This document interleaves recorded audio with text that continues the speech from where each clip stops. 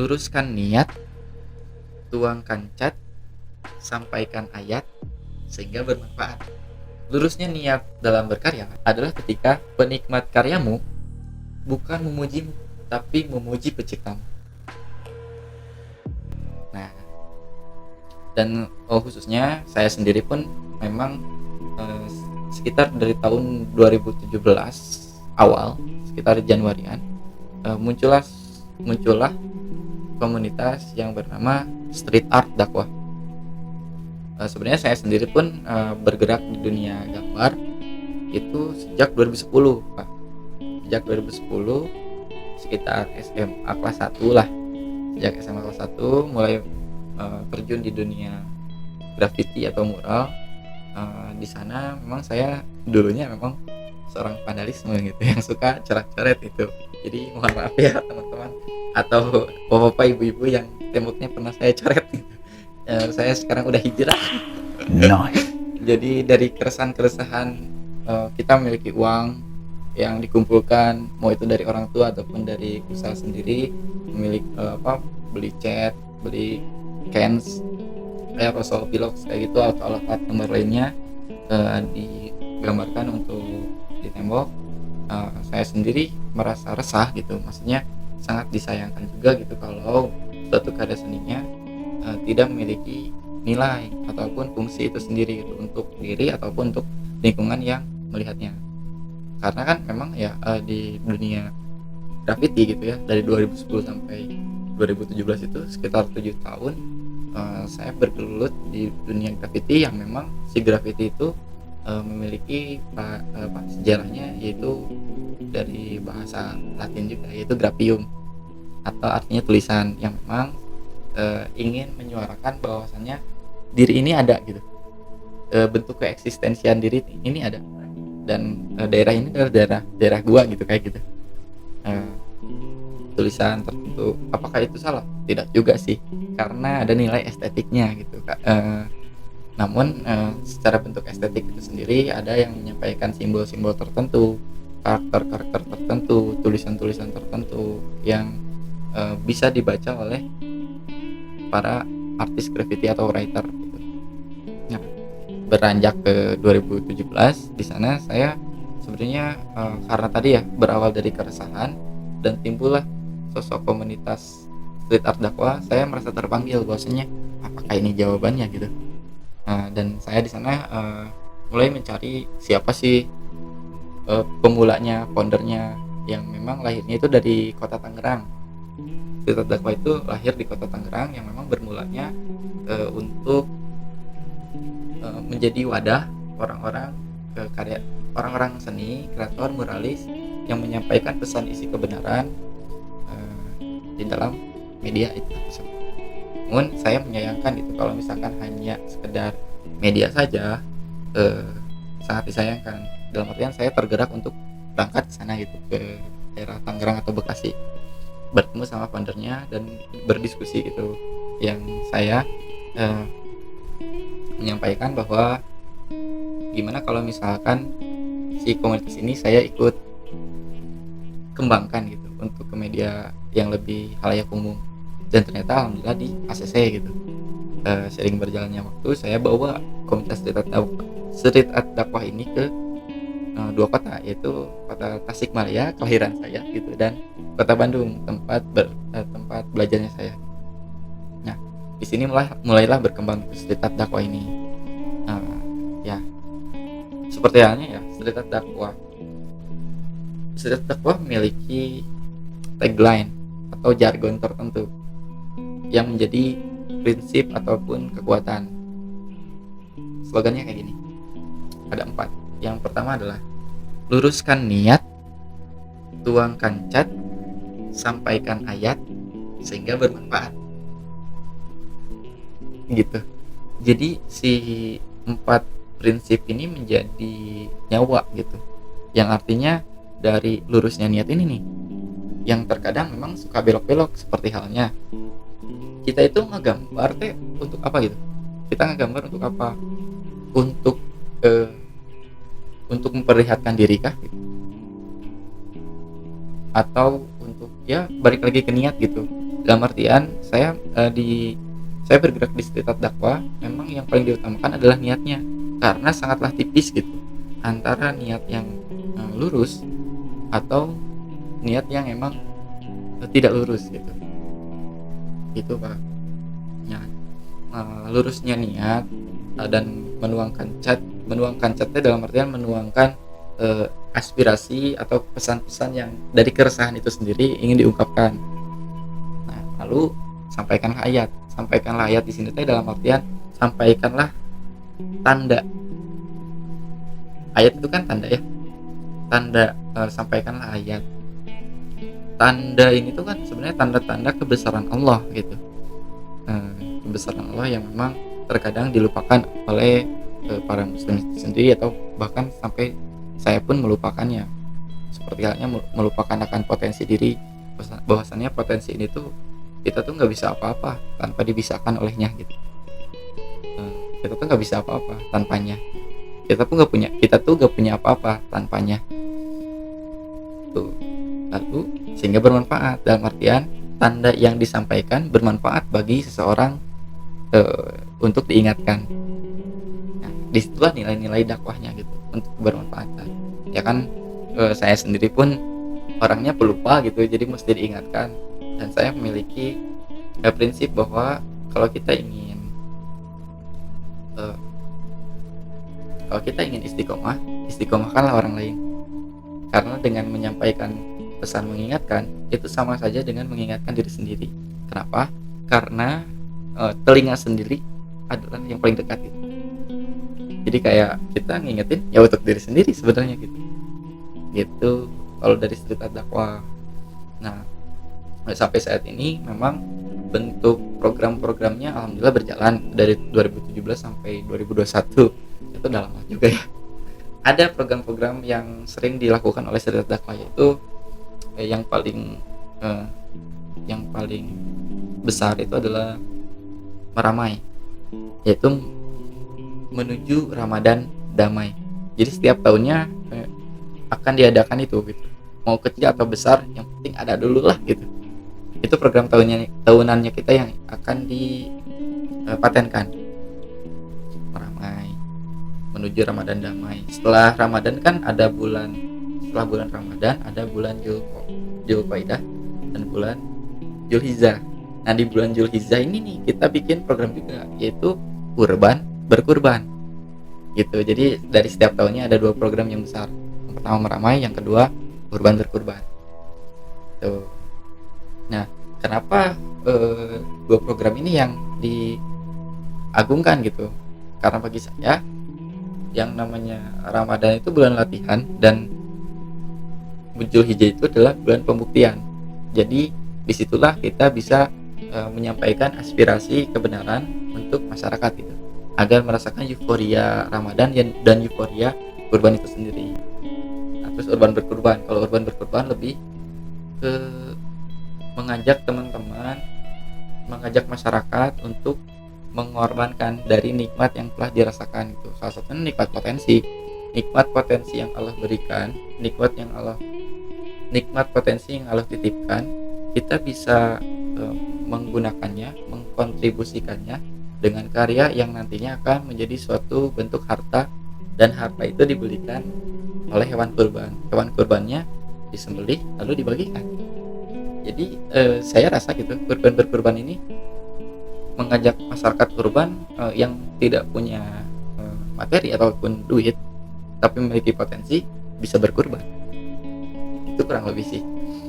Nah, lalu setelah program tahunan ada program triwulan. Ini memang baru tahun-tahun ini sih mulai ada, yaitu jamming. Seperti halnya isu-isu yang hangat di masyarakat.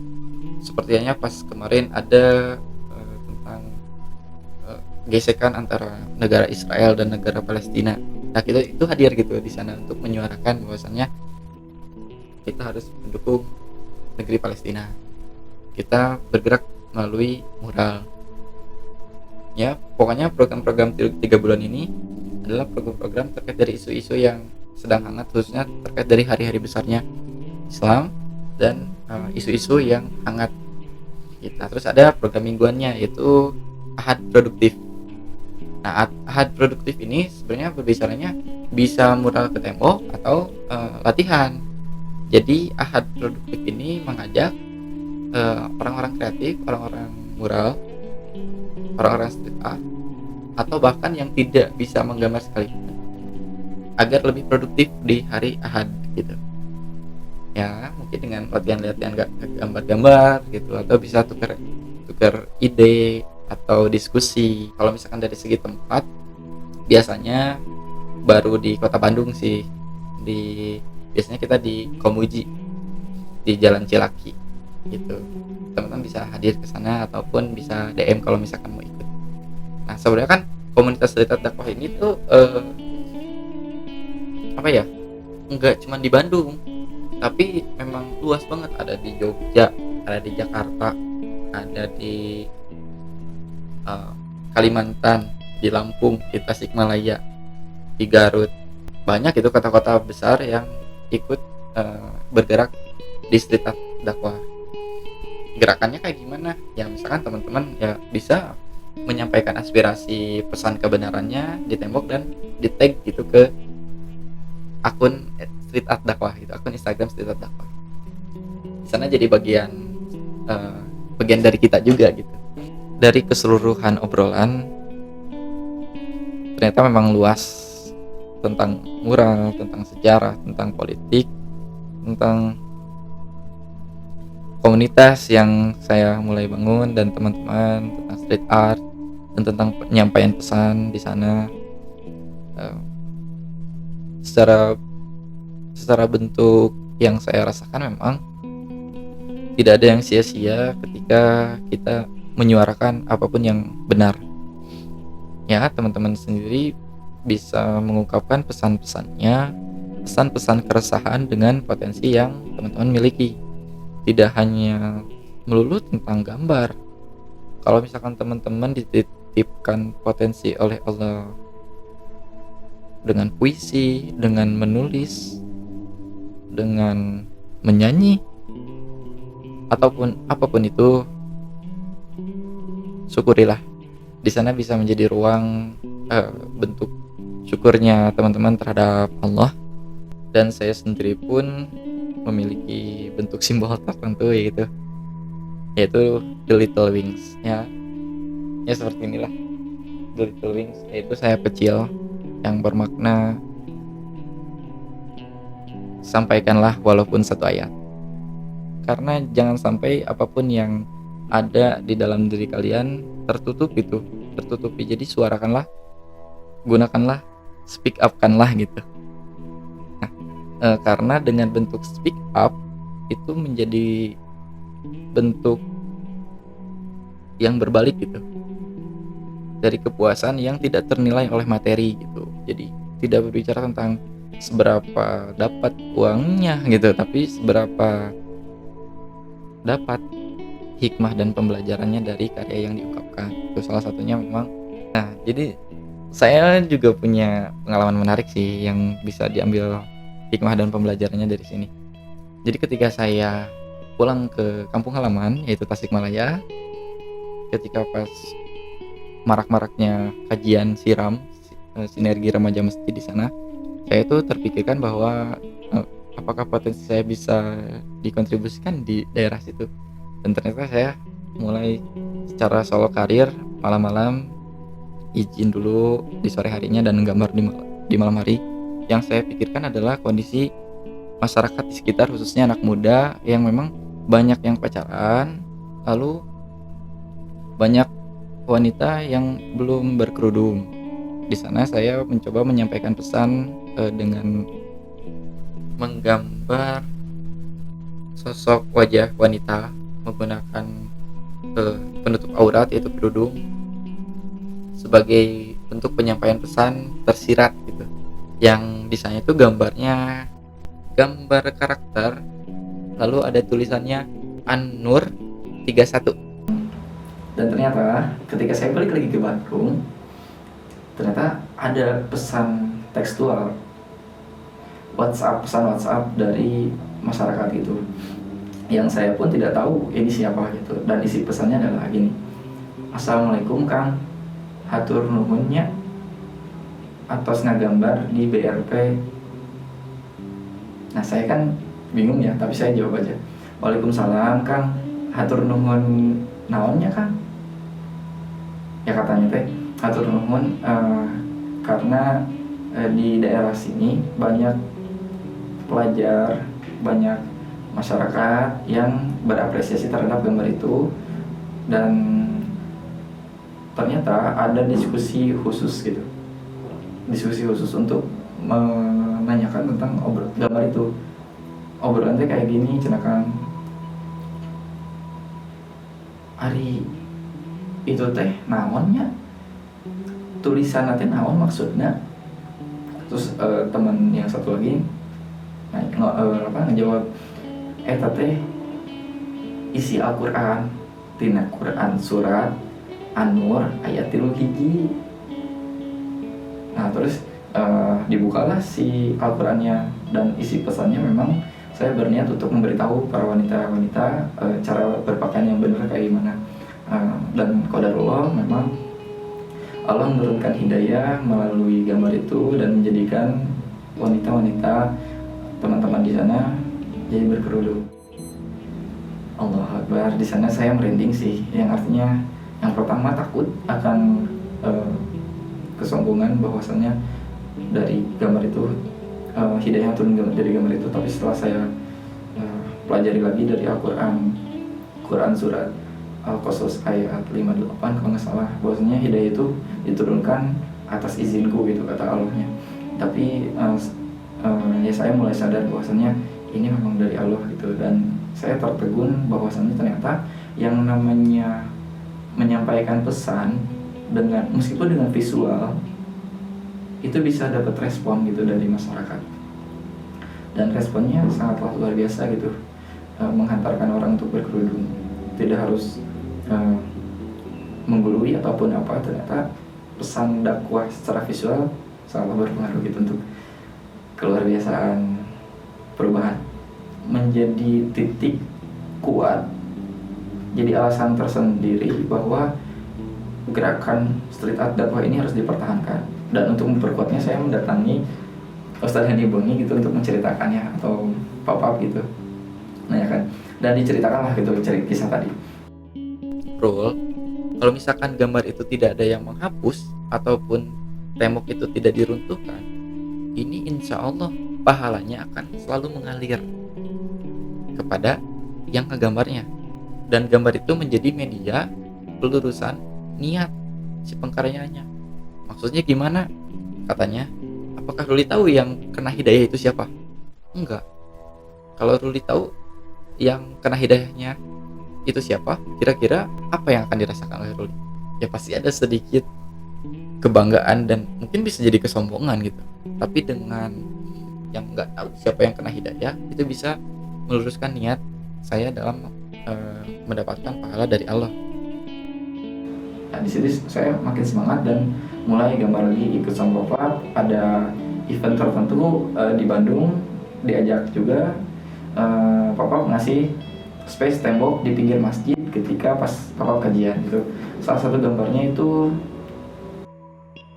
sholat itu adalah cahaya penyelamat. Nah saya itu gambarnya di pinggir masjid banget gitu. Dari pesan sholat adalah cahaya penyelamat di pinggir masjid, yang memang masjidnya nggak terlalu besar, kecil, dan ya jamaahnya juga kakek-kakek, bapak-bapak gitu. Ya mungkin sholat zuhur aja kata warga sekitar cuma satu saf juga tidak penuh gitu. Dengan adanya mural, ternyata masyarakat senang. Adanya suatu bentuk karya seni yang indah, memiliki nilai estetik dan pesan. Yang masyarakat mulailah menjaganya dengan memasang lampu agar malam tidak terlalu gelap. Dan ternyata si tempat tembok itu dijadikan tempat nongkrong anak muda di sekitar.